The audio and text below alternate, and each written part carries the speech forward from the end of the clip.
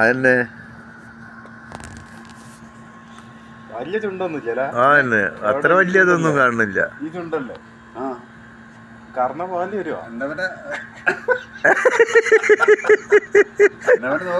അല്ല കറക്കാൻ പറ്റിയ സംഭവല്ലേ?